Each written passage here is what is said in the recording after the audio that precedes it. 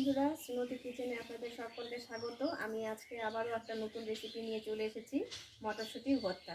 আমি রসুন, কাঁচা লঙ্কা, আদা আর পেঁয়াজ। পেঁয়াজ, রসুন, আদা আর কাঁচা লঙ্কা এগুলো দিয়ে একটু হালকা ভেজে নিয়ে দিয়ে দেবো মটরশুঁটিগুলো। এর মতো লবণ দিয়ে দেবো, একটু হলুদের গুঁড়ো দিয়ে দেবো, অল্প কালো জিরে দেবো, সামান্য একটু পরিমাণে জল মটরশুঁটিটা সেদ্ধ হওয়ার জন্য। এখন আমার মটরশুঁটিটা ভাজা সেদ্ধ দুটো হয়ে গেছে, আমি এখন এটা নামিয়ে বেটে নেব।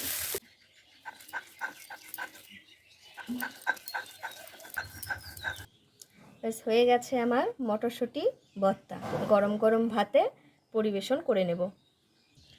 তো বন্ধুরা, আমার এই ভিডিওটা যদি ভালো লাগে একটা লাইক, একটা সাবস্ক্রাইব অবশ্যই করে দেবেন।